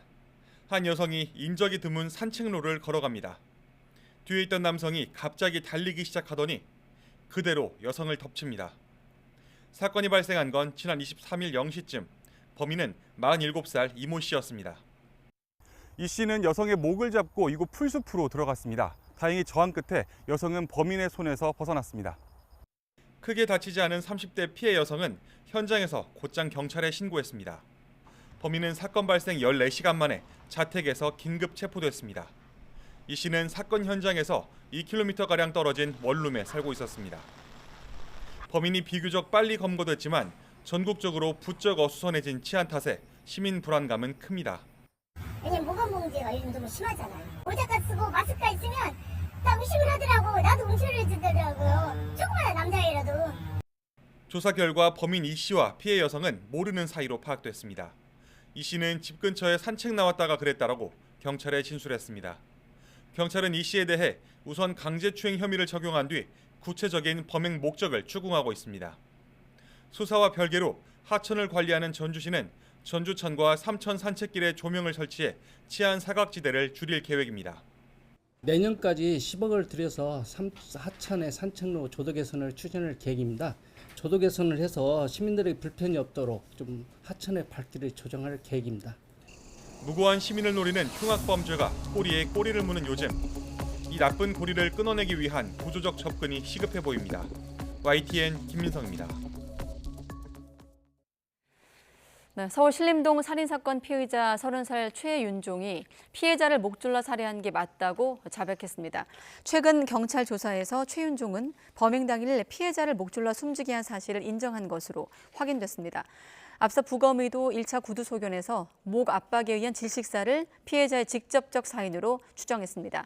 경찰은 내일 아침 7시 최윤종을 구속 상태로 검찰에 넘길 방침입니다. 한국은행이 기준금리를 이번에도 동결했습니다. 5차례 연속 동결로 연 3.5%를 유지했습니다. 하지만 미국의 금리 인상 여부와 가계부채 추이에 따라 최종 금리는 3.75%로 올릴 수 있다고 가능성을 열어뒀습니다. 자세한 내용 취재기자 연결해 알아보겠습니다. 엄윤주 기자. 네, 한국은행입니다. 네, 한국은행의 기준금리 동결 소식 자세히 전해주시죠. 네, 시장 예상 그대로 금리를 동결했습니다. 오늘 한국은행 금융통화위원회가 오전 회의를 열고 만장일치로 기준금리를 동결했습니다. 기존에 적용되고 있는 연 3.5% 금리를 유지한 겁니다. 지난 2월부터 벌써 5번째입니다.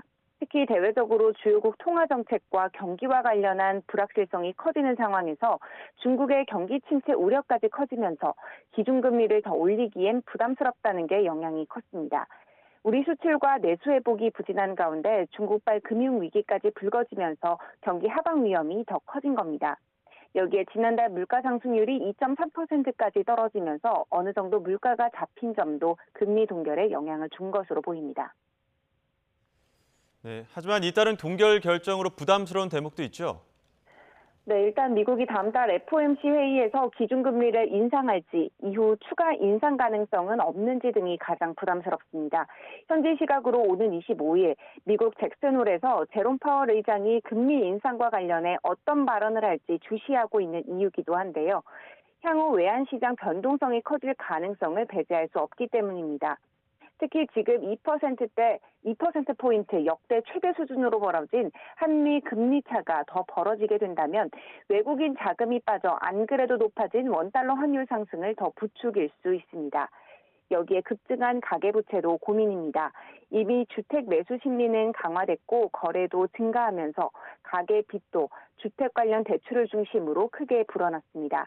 이런 상황을 고려해 이 총재는 최종 금리 수준과 관련해 금융통화위원 전원이 당분간 3.75%로 올릴 가능성을 열어둬야 한다는 의견이라고 밝혔습니다.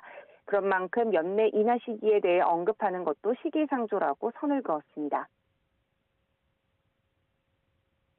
금통위원 6분 모두 이제 당분간 최종 금리를 3.75%까지도 열어놓을 가능성을 열어둬야 한다는 의견이 오히려 금리 인상 가능성에 대해서 논의를 하고 초점을 두고 있는 상황이기 때문에 아직 금리 인하에 대해서 얘기하기는 너무 시기상조라고 생각합니다.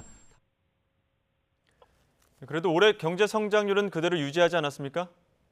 네, 그렇습니다. 지난 5월에 발표했을 때와 마찬가지로 올해 성장률은 1.4%로 유지됐습니다. 중국의 경기 침체 우려와 미국 연준의 추가 긴축 우려 등 경기 하방 요인이 있지만 중국인 단체 관광객 유입과 미국 경제의 연착륙 가능성 증대 등 상방 요인을 함께 고려한 결과입니다. 그러면서 하반기 이후 완만한 소비 회복과 수출 부진 완화 등으로 점차 나아질 것으로 전망된다며 우리 경제가 애초 예상했던 성장 경로를 이어갈 것으로 내다봤습니다.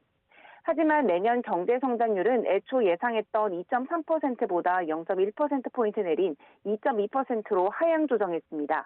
이 총재는 부동산 시장을 볼 때 중국 경제의 빠른 회복은 어려울 가능성이 커졌고 시기를 두고 우리 경제에 영향을 미칠 수 있다는 점을 고려했다고 설명했습니다. 네, 오늘 금융시장은 어떤 움직임을 보였습니까? 네, 시장이 유력하게 예상한 대로 금리가 동결됐기 때문에 별다른 동향은 없었습니다. 증시는 모두 오름세로 마감했습니다. 코스피는 외국인과 기관의 매수세에 힘입어 어제보다 1.28% 오른 2,537.68로 장을 마쳤습니다.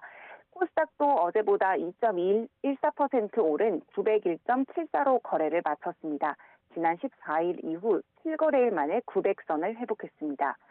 원달러 환율은 20원 가까이 급락하면서 1,322.6원에 마감했습니다. 지금까지 한국은행에서 YTN 엄민주입니다. 2분기 가구당 실질소득이 3.9% 줄며 2006년 이후 최대폭의 감소를 기록했습니다. 고물가에 지난해 2분기 소상공인 손실보전금 지급에 따른 기저효과가 겹쳤기 때문으로 분석됩니다. 보도에 오인석 기자입니다.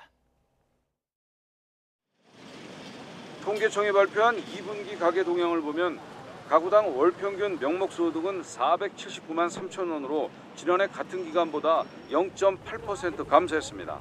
소비자 물가 상승률 3.2%를 반영한 2분기 실질소득은 3.9% 감소해 관련 통계가 집계된 2006년 이후 17년 만에 최대폭 감소를 기록했습니다. 실질소득은 지난해 3분기 이후 4분기 연속으로 줄었습니다. 고물가에 지난해 2분기 소상공인 손실보전금 지급에 따른 기저효과까지 겹쳐 가구소득은 큰 폭으로 감소했습니다. 전체적으로 근로소득은 증가했으나 전년도 소상공인 손실보전금 등 정부 지원효과 소멸로 공적 이전 소득이 감소하면서 가구 총소득은 전년과 비교해 감소한 것으로 나타났습니다. 이자 비용은 42.4% 늘며 가구당 월평균 비소비 지출은 96만 2천 원으로 8.3% 증가했습니다. 이에 따라 소득에서 비소비 지출을 뺀 처분 가능 소득은 383만 1천 원으로 2.8% 줄어 역시 분기 기준으로 역대 최대 감소폭을 기록했습니다. 소득 하위 20% 가구의 월평균 소득은 111만 7천 원으로 0.7%, 상위 20% 가구 소득은 1,013만 8천 원으로 1.8%가 각각 줄었습니다. 상위 소득 가구의 소득이 상대적으로 더 크게 감소하면서 분배 지표인 처분 가능 소득 5분위 배율은 5.34로 0.26배 포인트 개선됐습니다. 2분기 소비 지출은 2.7% 늘었지만 둔화세가 뚜렷했습니다. 해외여행 증가로 오락 문화 지출이 14% 늘며 증가세를 이끌었지만 외식비와 공공요금 물가 상승 등의 영향으로 음식 숙박이 6%, 주거와 수도, 광열 등의 지출은 7.4% 증가에 머물렀습니다. YTN 오인석입니다. 전국 아파트 매매가와 전세가가 동시에 상승폭을 키우며 집값 바닥론에 힘을 싣고 있습니다. 한국부동산원 자료를 보면 8월 셋째 주 전국 아파트 매매 가격은 0.07% 상승해 지난주보다 상승폭이 뛰었습니다. 서울은 0.14% 올랐고 수도권도 0.12% 상승해 지난주보다 상승폭이 확대됐습니다. 전국 전셋값도 0.07% 올랐고 이 가운데 서울과 수도권이 각각 0.04%, 0.05% 상승했습니다. 네, 한국은행 금융통화위원회가 기준금리를 5차례 연속 연 3.5% 수준으로 동결했습니다. 한은은 또 올해 경제 성장률 전망치를 지난 5월과 같은 1.4%로 유지했습니다. 한은의 금리 동결 배경과 최근의 경제 흐름, 김광석 한양대 겸임교수와 함께 알아보겠습니다. 어서 오십시오. 네, 안녕하세요. 네, 안녕하십니까? 자, 3.5%로 5연속 동결. 좀 큼직하게 보면 중국 변수가 하나 있고 또 물가가 둔화된 게 하나 있고 한미 금리차 여러 가지를 테이블에 놓고 고민했을 텐데 가장 맞습니다. 큰 배경은 무엇일까요? 네, 일단 화분이 굉장히 많아요. 근데 어떤 화분들은 물이 부족해요. 근데 어떤 화분들은 물이 넘쳐나요. 그러면 이 통화 정책은 물조리기가 아닙니다. 물이 부족한 화분만 물을 줄 수가 없어요. 통화 정책은 비와 같아요. 물을 줄지 말지를 결정해야 돼요. 네. 그러니까 결과적으로 어떤 화분들을 어떤 요소들을 고려하면 금리를 인상해야 될 것 같은데 네. 또 어떤 요소들을 보면은 금리를 인상할 수 없는 요인이 돼요. 근데 지금의 결정은 금리를 인상함에 따라 나타날 부작용보다 금리를 동결함에 따라 나타날 부작용이 상대적으로 더 작다라고 판단한 의사결정이라고 해석을 해보겠습니다. 일단 물 주는 걸 잠깐 멈추자 이런 겁니까? 그렇습니다. 왜냐하면 이 화분 중에 물을 더 주면 당장 쓰러질 화분들이 있어요. 네, 그런 화분들을 고려해서 금리를 추가적으로 인상하지 못한 것이다. 그럼 어떤 겁니까? 자, 구체적으로 말씀드리면 특히 대내적인 상황과 대외적인 상황을 구분해 보면 좋아요. 근데 대내적인 상황에서 중앙은행이 금리를 결정하는 요소 세 가지입니다. 네. 압축해 보면 하나가 물가 안정. 근데 물가 안정은 2.3%까지 2% 목표 물가까지 다소 부합하게 떨어졌잖아요. 네. 그러니까 금리 인상할 필요가 없다라고 판단할 수 있죠. 두 번째, 경기 안정. 경기는 더 어려워졌잖아요. 기존에도 어려웠는데 더 어려워졌잖아요. 이 금리를 추가적으로 인상해서 경기를 더 하방 압력을 주기가 부담이 되는 거예요. 너무 부담이 되는 거예요. 그렇죠. 세 번째는 금융 불확실성, 금융 안정입니다. 여전히 금융 안정 문제는 해소가 안 됐어요. 특히 중국발 사태가 또 우리에게 금융 부실을 더 줄 것 같아요. 이런 것들을 고려하자니 금리를 인상할 필요가 상대적으로 금리를 인상하면 안 되겠다라는 생각을 갖게 만들죠. 이런 요소들이 더 중요하게 고려된 것이다라고 해석해 볼 수 있을 것 같아요. 근데 이창용 한국은행 총재 추가 금리 인상에 대해서도 어느 정도 가능성을 열어두긴 하지 않았습니까? 네. 이 부분에 대해서는 어떻게 전망하십니까? 자, 추가 금리 인상 가능성에 대해서 열어놓는 것은 첫 번째 해석은 당연한 것이다. 교과서적인 것이다. 그러니까 어떤 상황에도 그 질문을 받으면 추가 금리 인상 가능성이 있다라고 이야기해야만 하는 자리입니다. 통화 정책이라는 것이 당연히 그런 거고요. 이것의 의미를 좀 해석해 본다면 두 번째는 어쩌면 구두 개입의 효과다. 왜냐하면 물가 상승률이 다시 반등할 수도 있기 때문에 우리의 기대 심리를 좀 억눌러 줘야 돼요. 그래서 추가적으로 금리 인상할 수도 있다라고 이야기를 해야 과도한 어떤 버블이 형성되지 않을 수 있으니까 금리를 인상하지 못할지언정 추가적인 금리 인상 가능하다. 그 구두 개입의 효과로도 생각해 볼 필요가 있지 않을까 의견입니다. 앞서 교수님께서 언급한 그 화분 중에 하나는 한미 역대 금리차도 있지 않겠습니까? 그렇습니다. 자, 이번 동결로 미국과의 금리차 역대 최저인 2%포인트로 유지가 됐습니다. 네. 주요국 긴축 기조가 장기화할 전망인데 이런 흐름이 좀 장기화하고 있는 요인은 어디에 있을까요? 자, 이렇게 금리를 인상하던 2022년, 23년 긴축의 시대가 찾아온 배경이 뭘까요? 바로 고물가 때문입니다. 그러니까 고물가 상황이 해결되지 않으면 금리를 인하하기가 어려운 것이다라고 해석하시면 가장 쉽습니다. 네. 어쨌든 물가 상승률이 앞에서도 한국 물가 상승률 기준으로 정점이 6.3%였고 2.3%까지 떨어지긴 했지만 네. 여전히 2%라는 목표 물가에 부합하지는 않아요. 이걸 디스인플레이션이라고 표현합니다. 미국 물가, 유럽 물가 다 그렇습니다. 미국 물가 상승률도 9.1%의 정점을 기록했고 네. 다소 하향 안정화됐지만 아직 목표 물가에 도달하진 않았습니다. 그렇기 때문에 금리를 인하하기는 어렵고 추가적인 금리 인상이 가능하다 이렇게 해석해 볼 필요가 있을 것 같습니다. 예, 그리고 한국은행이 올해 경제 성장률 전망치를 지난 5월과 같은 1.4% 발표했고 네. 다만 내년 경제 성장률을 조금 소폭 낮췄거든요. 네. 이 부분은 결국에는 그 중국발 악재를 좀 염두에 뒀다고 봐야 되는 겁니까? 네, 중국발 악재를 염두에 둔 겁니다. 다만 이 중국발 악재를 어떻게 해석할 것인가 두 가지 해석이 가능합니다. 하나는 중국발 금융위기 오는 거 아닌가 하는 해석이 있을 수 있고 예. 아니다. 금융위기까지는 오지 않는다. 시스템적 붕괴까지는 오지 않는다. 중국발 위기가 마치 저성장화되는 그러니까 예. 경제에 하방 압력을 주는 그러니까 고성장 국가가 중성장 국가가 되고 이제 저성장 국가로 가는 그런 어떻게 보면 길목 안에 놓여져 있는 그 과정으로만 생각한 경기를 더 추가적으로 하방 압력을 주는 요소로만 받아들인다면 23년 성장률을 추가적으로 조정할 필요가 없죠. 그러니까 지금은 중국발 악재를 악재라고 보고 있지만 23년 경제에 당장 영향을 줄 만큼 그런 금융위기급은 아니고 23년, 24년 중장기적으로 한국 경제의 성장 동력을 좀 꺾어놓는 그러니까 경기 하방 압력으로 작용할 것이다라고 해석하는 것이라고 볼 수 있겠습니다. 예. 그러니까 중국발 경기 침체가 우리 내수 경기 부진에 영향을 미친다는 그 점을 그렇습니다. 말씀하신 것 같은데 네. 그렇다 보니 하반기에 경기 반등, 이른바 상저하고 실현이 불투명해진 것 아닌가 이런 평가도 있는데 교수님은 어떻게 보십니까? 그러니까 상저하고의 흐름은 나타날 겁니다. 그러니까 물론 고라는 표현을 쓰는 건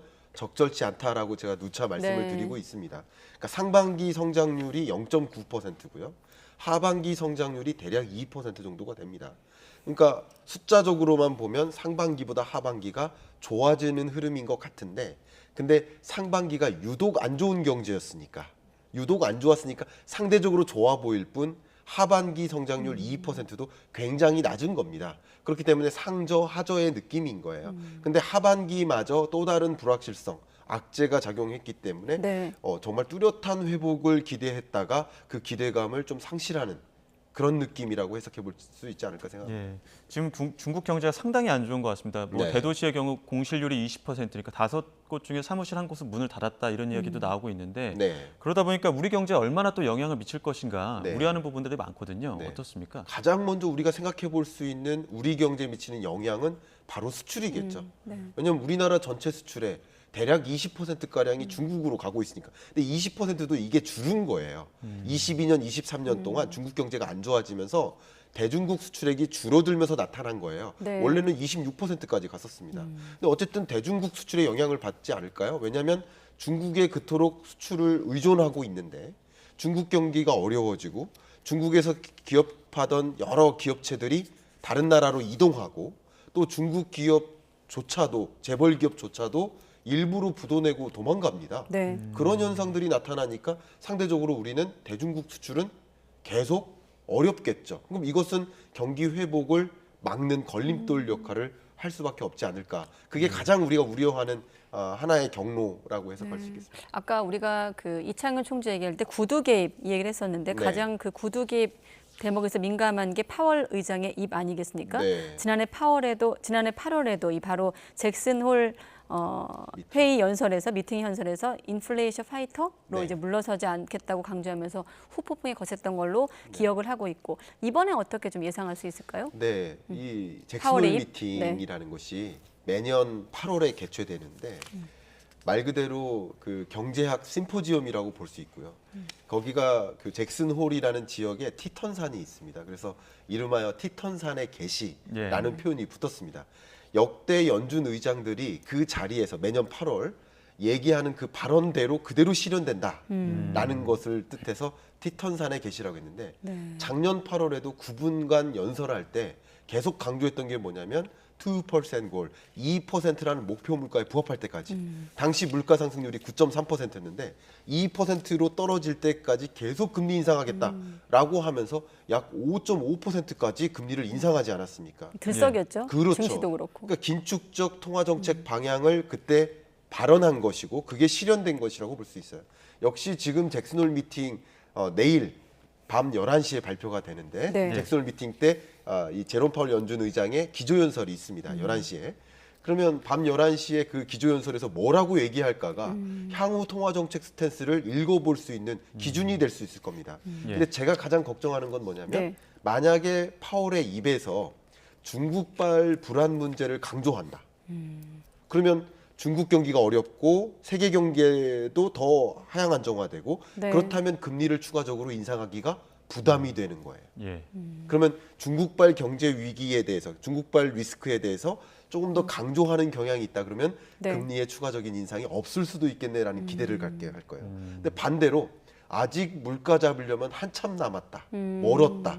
여전히 우리는 물가 안정화를 위해서 추가적으로 금리 인상을 해야만 한다. 긴축적 스탠스를 계속 유지해야 된다라는 종류의 표현을 많이 담는다면 반대로 그럴 경우라고 한다면 추가적인 금리 인상이 남았겠구나 하면서 시장은 엄청나게 실망할 겁니다. 자, 그러면 대내외적인 환경상 내일 만약에 키워드를 예상해 본다면 지난 해에는 물가 2% 이런 거였다면 올해는 어떤 걸로 예상해 볼 수 있을까요? 키워드는 차이나 리스크. 차이나 리스크. 요거고요. 아까 말씀드린 대로 차이나 리스크를 강조한다면 금리 인상 끝났구나 시장은 기대할 거예요. 이제 차이나 리스크 때문에 그리고 차이나 리스크가 또 한 가지 물가라는 측면에서도 중국의 디플레이션은 세계 디플레이션을 유도해요. 중국 물가가 떨어지면 중국 물건을 쓰고 있는 세계적인 많은 국가들이 당연히 물가 안정화에 기여를 하겠죠. 그러니까 중국 리스크를 좀 많이 강조하면 강조할수록 금리 인상 끝났다, 라스트 댄스구나, 더 이상 춤 안 추겠구나 이렇게 기대할 것이고요. 반대로 물가라는 문제 변수가 많이 남았다. 예를 들면 기상악화 때문에 곡물 공급량이 줄어요. 가뭄 때문에. 그러면 식료품 물가가 오를 거 아니에요. 또 두 번째는요. 지금 파업이 심각해요. 미국에. 파업이 심각하면 심각할수록 임금 인상률이 또 올라가겠죠. 그러니까 그런 여러 가지 물가 잡힌 게 아니다라는 식으로 불안 요인들이 많이 남았다. 이런 걸 만약에 강조한다면 추가적인 금리 인상이 있을 수 있겠구나. 이렇게 생각하고 시장이 많이 놀랄 겁니다. 어떤 얘기할지 한번 지켜보고 또 시장 반응까지 한번 확인해 봐야겠네요. 국내 시장도 한번 짚어보겠습니다. 지금 일부 부동산 시장 회복세가 감지되면서 가계대출이 급증하고 있다 이런 평가들 나오고 있는데 뭐 기준금리 동결하긴 했지만 금융당국 고민 깊어질 것 같습니다. 가계대출 규모가 늘어나냐 줄어드냐 이 변수와 아파트 매매 거래 건수라는 변수를 같이 상관 분석을 해보면요. 거의 정확히 일치합니다. 왜냐하면 우리 가계부채 약 1,900조 원에 해당되는 가계부채에서 80% 정도가 부동산 성격의 대출입니다. 그러니까 당연히 부동산 거래가 늘어나면 늘어날수록 가계부채 규모는 늘어날 수밖에 없겠구나라고 해석해 볼 필요가 있겠죠. 최근 들어서 금리 인상 끝난 거 아닌가? 5연속 동결이나 했으니까 금리 인상 끝났겠구나. 그럼 다른 말로 해석하면 어떡할까요? 경제 주체들이 금리 이제 인하할 일만 남았다. 그러니까 이런 것들은 대출 끼워서 집 사도 되겠구나. 실제 시장도 계속 마이너스를 보이다가 플러스로 반등을 했고요. 지난주부터. 그러니까 이런 것들을 보면서 집값이 다시 상승기로 전환될 때 그 기회를 놓치면 안 되겠구나 하면서 또 대거 움직입니다. 그런 것들이 소위 가계부채 규모를 늘려놓고 또 부동산 매매 거래를 좀 늘려놓고 매매 가격도 조금 올려놓고 이렇게 가계대출과 부동산 시장이 상당한 연관관계가 있는 것이죠. 자, 시간은 다 됐지만 이 질문은 좀 하고 마무리하겠습니다. 다음 주제 키워드가 구원투수에서 애물단지로 변했다. 바로 50년 주담대 얘기인데 어떻습니까? 은행도 그렇고 소비자도 다 당혹스럽고 혼란스러운 것 같아요. 이 문제. 굉장히 당혹스럽습니다. 초반에는 이 정책을 꺼내 들었을 때 기존 대출자들에게 이자 상환 부담을 좀 감축시켜주자. 하는 의도로 이것을 도입했습니다. 금융권에서는 얼마나 좋습니까? 차주들한테 선택권을 더 늘려놓는 거잖아요. 그리고 장기 구독 서비스라고 볼 수 있겠습니다. 대출 상품은 은행 서비스의 구독 상품이에요. 네. 그럼 장기로 구독한다는 얘기는 구독료를 더 많이 받는다. 대출 이자를 장기간 더 많이 확보한다라는 거잖아요. 그러니까 네. 모두가 좋아하는 방향이었어요. 그런데 지금은 이게 오히려 DSR 규제를 회피하는 방법. 저건 그때는 금리 상승기였고. 그렇죠. 네, 지금 아니니까. 네. 지금은 오히려 가계부채의 증가 요인이 된다라고 하면서 이것을 못하도록 막는 방식을 취하고 있고 그래서 은행들이 부랴부랴 이 조건을 바꾸고 있습니다. 50년 만기 대출 상품을 빼거나 네. 아니면 연령별 제한을 두고서 못하게 판매가 다 이루어지지 않도록 유도하고 있는 상황이라고 볼 수 있겠습니다. 짧게만 여쭤보면 아까 이창현 총재가 젊은 세대를 향해서 부동산 투자 조심하라 뭐 이런 얘기도 했습니다만 지금 이럴 때 어떻게 해야 됩니까? 이런 혼란 속에서 이 상품을 대하는 자세는 어떻게 해야 되는 겁니까? 그러니까 금융 상품을 대하는 자세에서 일단 한 가지만 꼭 강조하고 싶은 것은 되게 재밌는 현상인데 우리 MZ 세대 여러분께 말씀을 드린다면 2020년, 21년 경제를 보면서 집값이 계속 오르고 금리는 한동안 굉장히 낮은 걸 보면서 지난 2년 동안의 경제처럼 앞으로의 2년 동안에도 그럴 거야라고 생각하고 대출을 끼고 집을 샀는데 21년 끝자락에 87.5%가 변동금리로 대출을 받습니다. 예. 근데 그때가 금리가 가장 낮았고 금리 올라갈 일만 남았는데 반대로 22년 같은 경우도 대출을 끼고 집을 사는데 금리가 높은데 고정금리로 대출을 받아요. 금리 인하할 일만 남았는데. 그러니까 이게 뭐냐면 지난 2년 동안의 경제와 앞으로의 2년 동안의 경제는 다를 거라고 가정해야 되는데 그 경험의 기초에서 똑같을 거라고 생각하고 의사결정하는 거죠. 그래서 시대를 계속 들여다보고 23년, 4년 경제는 어떤 모습일까를 계속 질문 던지면서 네. 그 23년, 24년 그 시대를 규명하고 그 시대에 걸맞는 의사결정을 하셨으면 좋겠다라고 네. 의견 드리고 싶습니다. 알겠습니다. 김광섭 겸임 교수였습니다. 교수님 고맙습니다. 감사합니다.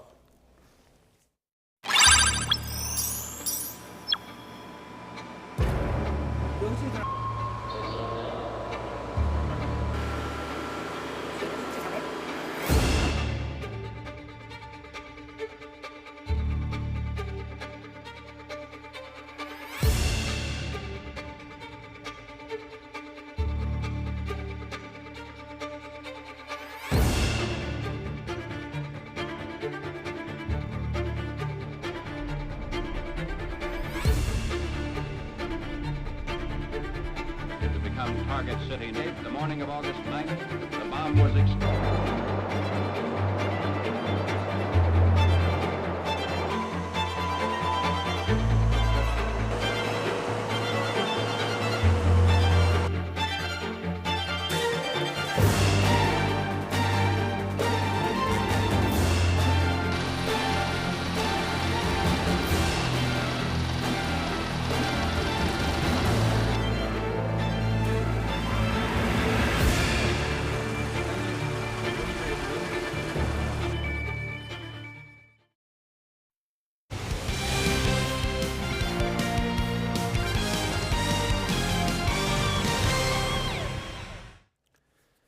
(47억) 아시아인의 스포츠 축제 항저우 아시안게임 개막이 한 달 앞으로 다가왔습니다.